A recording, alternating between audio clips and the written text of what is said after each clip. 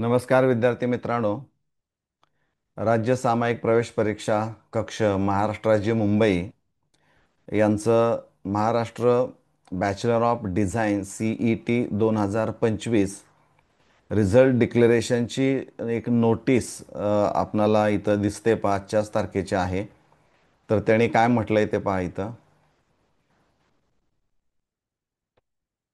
Maharashtra bachelor of design CET 2025 entrance examination for admission to professional courses in Bachelor of Design through the State Common Entrance Test Mumbai for the academic year 2025-26 was held at the various examination centers within Maharashtra state असं त्यांनी म्हटलेलं आहे.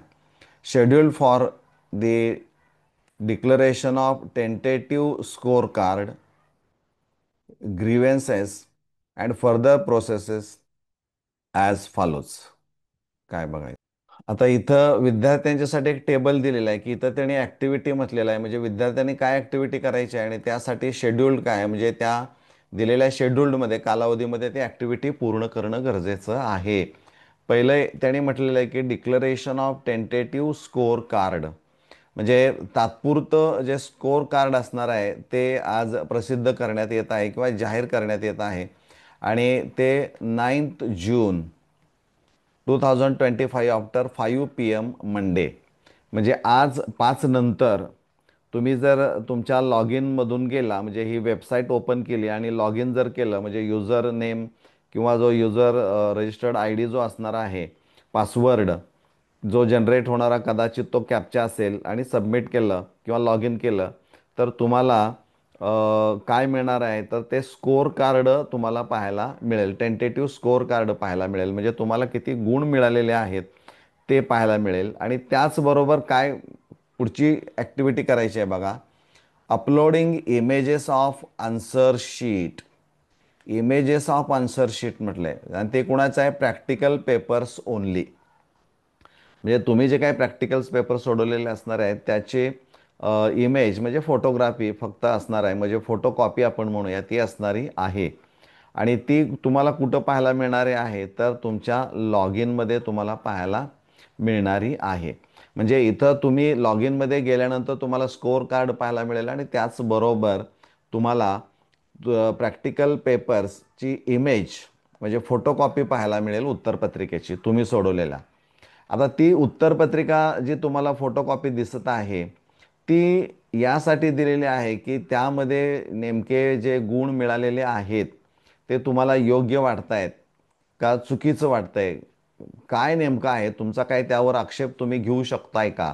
तर त्यासाठी त्यांनी म्हटलेलं आहे की सबमिशन ऑफ ग्रीव्हन्स, म्हणजे इथं सबमिशन ऑफ ग्रीव्हन्स म्हणजे आक्षेप किंवा ऑब्जेक्शन म्हणजे आक्षेप about marks obtain in the tentative score card, म्हणजे जे काही टेंटेटिव्ह स्कोअर कार्ड तुम्हाला मिळालेलं आहे ते आणि इकडं जे काही फोटोकॉपी प्रॅक्टिकल पेपरची मिळालेले आहेत त्याच्याशी तुलना करा, तुम्हाला मिळालेले गुण बरोबर आहेत का. आणि समजा असं झालं की फोटोकॉपी तुम्ही पाहताय आणि तुम्हाला असं वाटलं की नाही याच्यामध्ये तपासणीमध्ये काहीतरी प्रॉब्लेम आहे, अशा वेळी तुम्ही ऑब्जेक्शन आक्षेप घेऊ शकता. पण नुसता आक्षेप घेऊन चालणार नाही, तर त्यासाठी जर तुम्हाला आक्षेप घ्यायचा असेल तर you have to produce all supporting documents regarding the objection or grievance. म्हणजे तुम्ही जो आक्षेप नोंदवणार असणार आहे, ज्या आक्षेपावर तुम्हाला गुण मिळतील असं वाटत असेल त्यासाठी ते सपोर्टिंग डॉक्युमेंट्स तुम्हाला तिथं अपलोड करावी लागणारी आहेत. म्हणजे जेणेकरून तो पुरावा तुम्ही सादर केला आणि त्यांना वाटलं की it's okay, then you will get the required mark. तिथं जे काय अपेक्षित मार्क्स असणारे आहेत ते तुम्हाला तिथं मिळतील. आता ही जी ॲक्टिव्हिटी विद्यार्थ्यांनी करायची आहे यासाठीचा जो कालावधी दिलेला आहे तो कालावधी आहे तो 11 जून 2025 म्हणजे बुधवार 4 PM पासून म्हटलंय पहा, म्हणजे दुपारी 4 पासून आहे. 11 तारखेला बुधवारी 11 तारखेला दुपारी 4 पासून ते 13 जून 2025 म्हणजे फ्रायडे त्यांनी म्हटलेलं आहे की 11:59 PM, म्हणजे बरोबर रात्री 12 वाजता 12ला 1 मिनिट कमी असताना ती साईट तुमची बंद झालेली असणारी आहे. आता ह्या दिलेल्या कालावधीमध्ये 11 जूनला जे 4 वाजता तुम्हाला ती प्रोसेस ग्रीव्हन्स आणि म्हणजे आक्षेप नोंदवायला सुरुवात करायची आहे ती 13 तारखेला रात्री 12 वाजेपर्यंत असणार आहे साधारणपणे.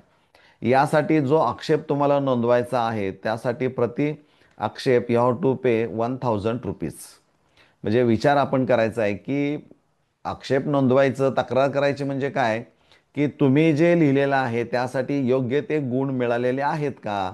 का तुम्हाला असं वाटतं इथं माझ्यावर अन्याय झालेला आहे आणि मी इथं मला गुण मिळणं अपेक्षित होतं. मग त्यासाठी तुम्हाला कशाच्या आधारे तुम्ही म्हणताय ते सपोर्टिंग डॉक्युमेंट्स तुम्हाला जोडावी लागणार आहेत, म्हणजे ती अपलोड करावी लागणारी आहेत.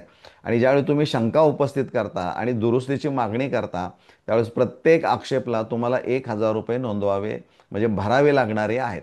मग ते नेट बँकिंगच्या स्वरूपामध्ये असेल, UPI असेल, क्रेडिट कार्ड असेल, डेबिट कार्ड असेल. पण यासाठी जो काही कालावधी असणारा आहे तो फक्त एवढा दिला 11 जून 2025 दुपारी 4 ते 13 जून 2025 रात्री 12 वाजेपर्यंत. एवढ्या कालावधीत तुम्हाला ते करायचं आहे. म्हणजे कदाचित तुम्हाला ती फोटोकॉपी जी दिसते त्याची प्रिंट जर मिळत असेल तर ती घेऊन तुम्ही त्याच्यावर अभ्यास करून आक्षेप व्यवस्थित नोंदवू शकता. आता redressal of grievances objection about marks obtain the tentative score card through online. म्हणजे तुम्हाला जे ऑनलाईन स्कोअर कार्ड जे तुमच्या लॉग इनमध्ये तुम्हाला पाहायला मिळणार आहे तिथं म्हटलंय रिड्रेसल ऑफ ग्रीव्हन्सेस.